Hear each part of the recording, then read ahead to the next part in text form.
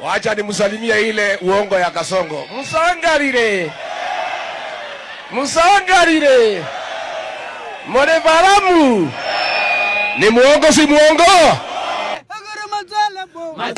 A few moments later. Mone baramu. Musangarire. Mwami Yesu isomiwe. Bwana Yesu asifiwe. Hold it. Hii kijana anaitwa Ruto, unajua kila weekend anatanga kila pahali. Atakuwa anapitia hizi machorochoro.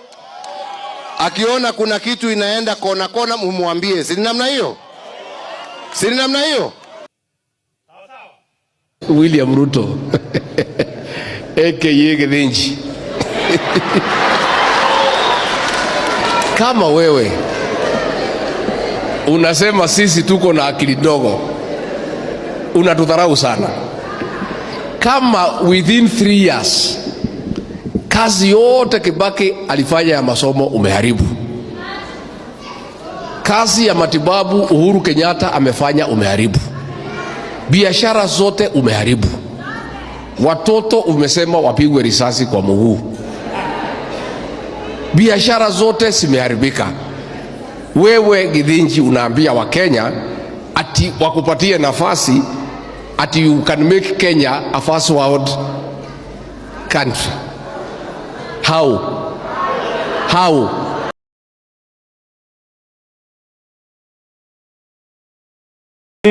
Norangwa uborenjendi morangwa norangwa ndakwa norangwa norangwa. Hii imeenda kabisa. Hii imeenda. Hapana. Sasa hata nyinyi mnataka kuniweka hasara. Ati sasa mimi nazunguka Kenya mzima, nazunguka duniani huko kwote, nawaambia Kenya is a good place, tuko na renewable energy, tuko na nini, mnaweza kuleta mali yenu. Alafu hapa waegezaji wanakuja, wanakuta iko maandamano. Mali yao imeharibika. Biashara yao imeharibika. Lami imechomwa. Mali imeharibika. We must build a country where we have a peaceful nation. Unajua nikiwa huko Ulaya, wananiambia tunasikia huko kwenu ni mali ya vita. Na ni mali ya fujo. Na ni mali ya watu inaharibiwa. Mali ya kufanya maandamano sijui kila Jumatatu sijui lini.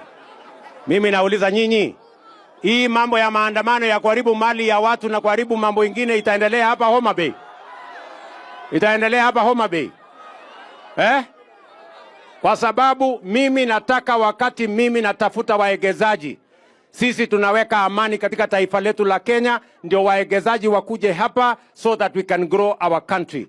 No investment is going to come to Kenya if we are violent people.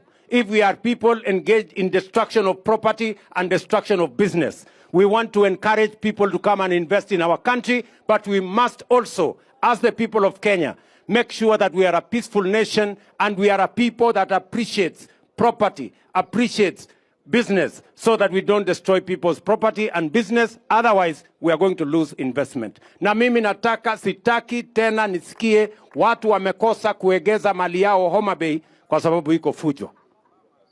Kwani mnapata faida gani kwa hii fujo? Wewe Zakayo, wewe mwizi, wewe muuaji, wewe mtu ya kutenga, wewe mtu ya safari, wewe mtu ya Singapore. Kasongo aende asiende?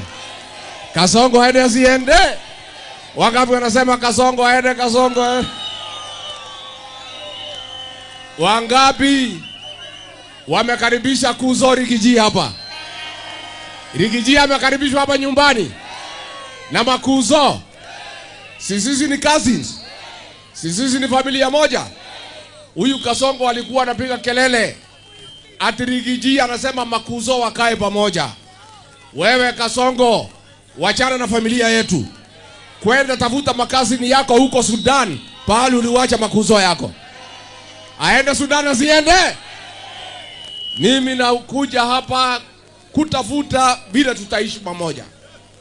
Juzi nimesema mimi na hao viongozi tumeamua tutatoa kiongozi mmoja wa kupambana na Kasongo. Muko tayari? Wangapi wanasema kiongozi mmoja wa kupambana na Kasongo? Hapa jamii ya Mlembe, huyu Kasongo amebeba nyinyi ufala.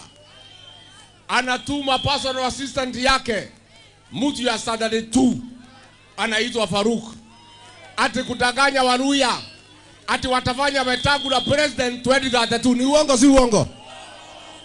Nyinyi mnaweza amini hiyo uongo?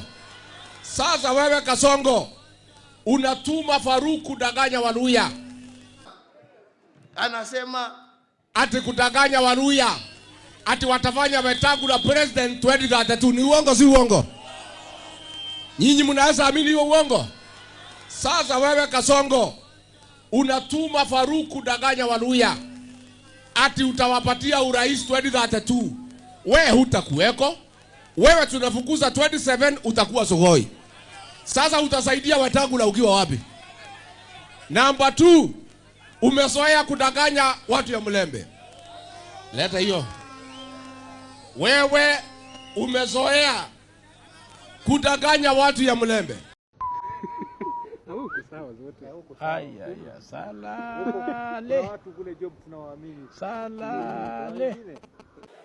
Na uwezi kuchukua ile kazi Mungu amenipatia. Hiyo ni kazi yangu. Guy, anyway.